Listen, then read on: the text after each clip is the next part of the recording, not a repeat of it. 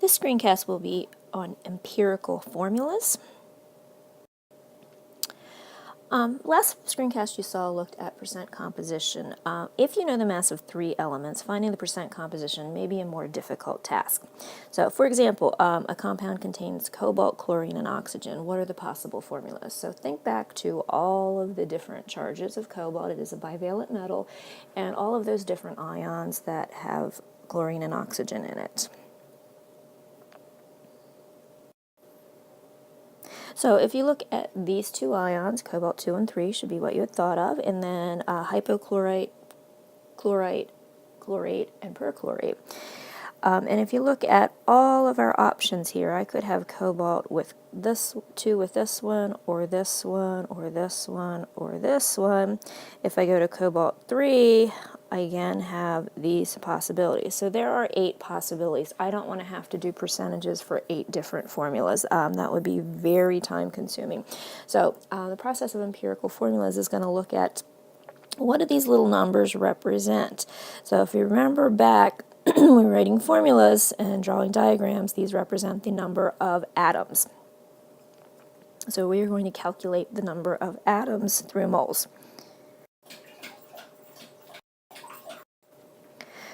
So what we really need is the ratio of atoms in the formula. So what we're going to look at in order to get to atoms is we're going to get to moles.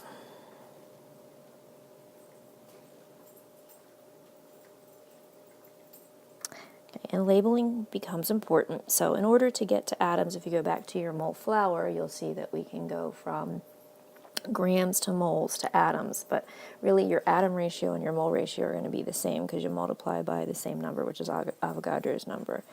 So you're going to go to the periodic table and find the molar mass of cobalt.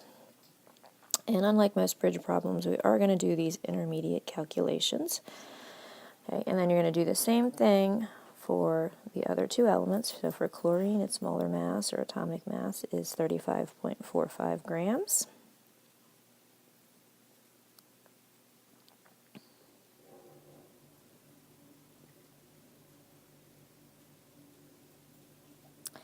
And then lastly, for oxygen, you probably remember this one. 1 mole is 16 grams for oxygen.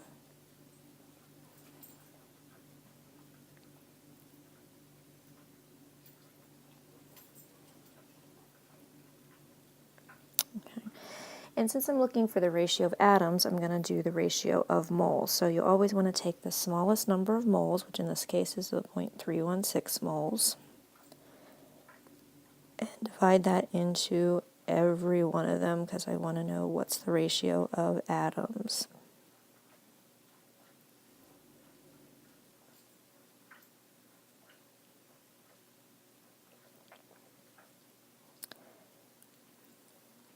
Okay.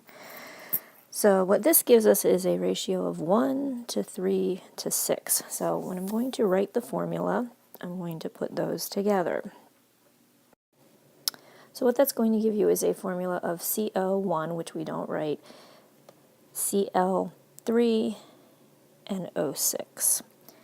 Now, this is not going to look like any of the ions that we started with previously, but what you should notice is that you can factor out a 3 out of both of these. So you're going to have ClO2 taken 3 times, and that is an ion that you can name. So this is cobalt 3 chlorite as your final formula.